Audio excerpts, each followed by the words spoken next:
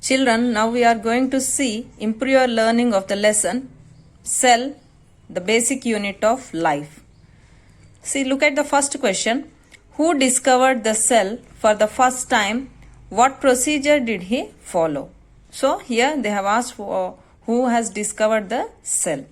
So in the year 1665, Robert Hooke, a British scientist, observed thin slices of cork. Cork is nothing but the soft bark of oak tree under a simple magnifying device which he had made himself. So, Robert Hooke is a scientist who has observed the cell for the first time. He observed that the cork resembled the structure of a honeycomb consisting of many empty spaces or empty box-like structures. See, look at this.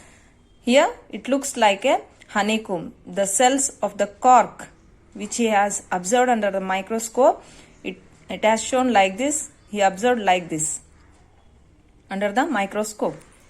So he thought that the cork was made up of very small cavities. So Robert Hooke called these cavities as cells. So cell is a Latin word for a little room. In Latin, cell is nothing but a little room. So in this manner, Robert Hooke has discovered cell for the first time. Next, we'll look at the second question.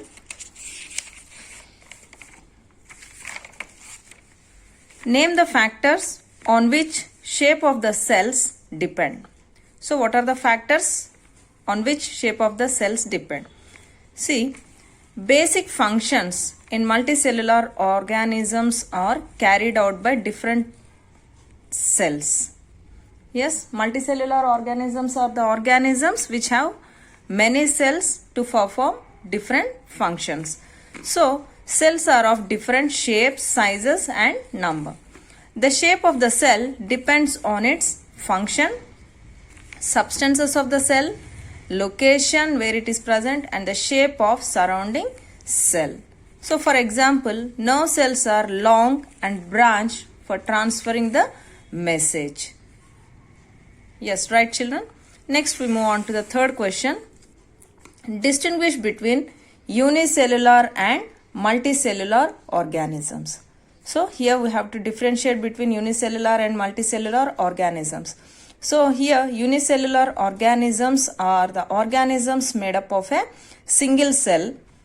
Multicellular organisms are made up more than one cell, that is many cells. Next point, simple cellular organization. So in unicellular organisms, it is very simple cellular organization is there. And in multicellular organisms, as they are made up of many cells, the complex cellular organization is present.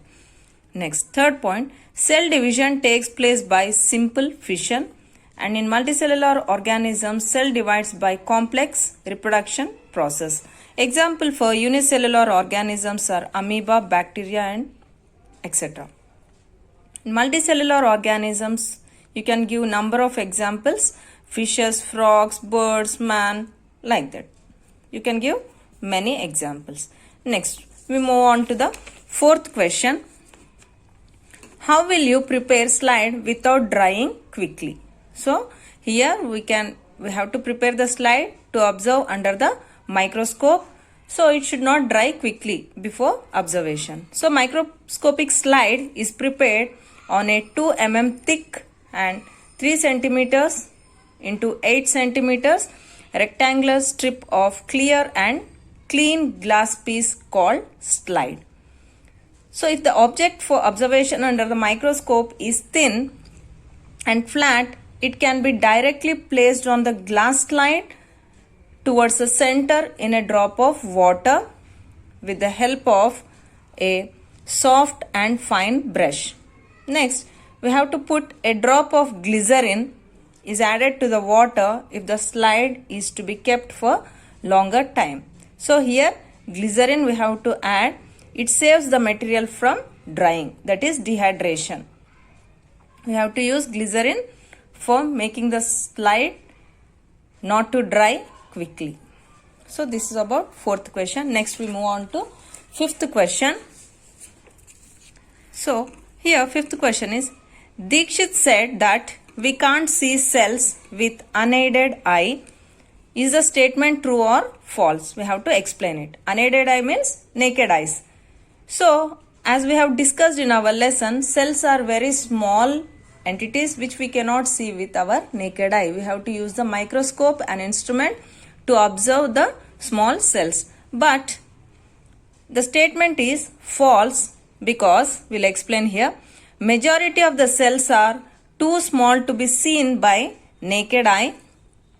They can only be seen through microscope.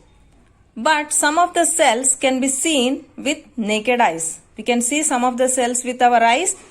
Which are those? We'll see. Human nerve cell is nearly about 90 to 100 centimeters long, which can be visible. The largest cell measuring nearly 17 centimeters into 18 centimeters is the egg of an ostrich, which also we can see with our naked eyes. Hence the statement is false. So here some of the cells are larger in size so that we can see with our naked eyes. Next question. Sixth question. Correct the statement and if necessary rewrite. So here are some of the statements given over here which we will see and tell whether they are right or wrong. See, first one is, cell wall is essential in plant cells. Yes children, in plant cells there should be cell wall, then only it gives the support to the cell of the plant. Hence this statement is true or correct. Next one, nucleus controls cell activity. This is also true because nucleus is the controlling organelle which controls all the cell activities. Next, unicellular organisms perform all life processes like respiration, excretion, growth and reproduction. It is also true because unicellular organisms are going to have only single cell. That cell is only going to perform all these activities. Next one, to observe nucleus and organelles clearly, staining is not necessary. This is false because to observe the nucleus and other organelles in the cell, we have to stain it. Staining is we have to dye, add some color to the sample, then only we can observe under the microscope. So here this statement is false. We have to rewrite here. Staining is necessary to observe the nucleus and organelles clearly under the microscope. We move on to the next question. Seventh question. Describe the functions of nucleus. So here in the cell, center of the cell we can find the nucleus. This is the structure of the nucleus, wherein in the nucleus it is two double membrane structure. Inside the nucleus we have nucleolus and chromatin. This is a nuclear membrane and small pores are present here and there which are called nuclear pore. So this is the structure of the nucleus. Now we will see the functions of the nucleus. So Robert Brown discovered nucleus in orchid leaf. So nucleus is a large spherical organelle present in the eukaryotic cells. It is absent in the prokaryotic cells. The nucleus controls and regulates the activities of the cell. For example, growth and metabolism. Next, it carries the genes. The nucleus carries the genes in the form of chromatin. This is a chromatin where chromosomes. So these are the structures that contain the hereditary information, that is transmission of characters from the parents to the offsprings is called inheritance. So in this manner, nucleus has this type of functions. Next, we'll move on to the next question. What is difference between cells in onion peel and cells in spinach? So here both are the plant cells, onion peel cells and spinach cells, but there is a difference between the cells. So onion peel cells are long. Here spinach cells are long and oval. Onion peel cells, nucleus is clear. Here nucleus is not clear. These cells are transparent and pale in color. Onion peel cells are transparent and pale in color. And spinach cells are green in color. Next, Fourth point is these are cylindrical in shape. So onion peel cells are cylindrical in shape and spinach cells are round in shape. So in this manner we can differentiate the onion peel cells from spinach cells. Next we move on to the next question, ninth question. So here they have given the two diagrams. We have to identify them and label the parts.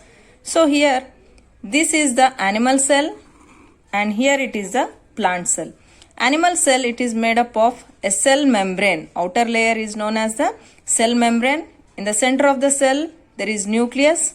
Inside the cell a fluid substance is present, it is cytoplasm, and a vacuole is present. Other cell organelles are also present, which you can learn in the next higher classes. Here is a plant cell where it is made up of two cell.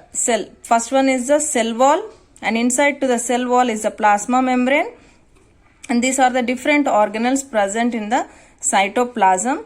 Here it is a big vacuole is present in the plant cell, and nucleus is present towards the periphery of the cell, that is towards the side of the cell, because of the vacuole is very big in plant cell, hence nucleus is towards the periphery of the cell. So inside the nucleus there is a nucleolus. So here animal cell and this is the plant cell. Next we see the 10th question. See, what questions will you pose to know about diversity in cells? Diversity means there are different cells in the body of the plant or animal. We'll see why they are different by asking some of the questions. So first question is, why is cell called as a basic unit of life? What is the shape of the cell? What are the different parts of a cell? Why there are different cells? Which is the important part of a cell? Does all organisms have same type of cells? So some of the questions I have given you. You can write many. Next question. If you want to know about unicellular and multicellular organisms, what questions you pose? So here we have to ask the questions to know about the unicellular and multicellular organisms. So here are some of the questions I have given you. What are unicellular organisms? What are multicellular organisms? What are the difference between unicellular and multicellular organisms? Yes, right children, you can add many questions to this. Next question we'll see. Here 13th we have discussed till now 11th. So 12th, 13th, 14th are the activity based questions. Next we move on to 15th question. Amer said bigger onion has larger cells when compared to the cells of smaller onions. Do you agree with his statement or not? Explain why. So here Amer's statement is wrong, as the size of the organism depends on the number of cells and not on the size of the cell. So whether it be a smaller organism or a larger organisms, the size of the cell will be same in any of the organisms. But here why they are bigger and why they are smaller are because of the number of cells, and so bigger onion has more number of cells and smaller onion has less number of cells. So this is the difference why larger is bigger onion has larger cells. It is not true, because bigger onion has many number of cells, smaller onion has less number of cells. In this manner you have to explain. Next, 16th question. How do you appreciate the fact that animals, human beings and trees are made up of cells which are very small and we can look at them through microscope? So here whether they may be animals, human beings or trees, all are made up of cells which we have to see through the microscope. So we'll explain here.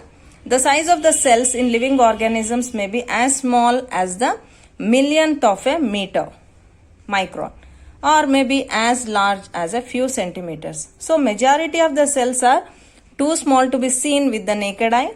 They can be seen only through a microscope, which makes us to see the small cells in a big size. With the help of the microscope only, we can see a smaller cells because it magnifies the size of the cell.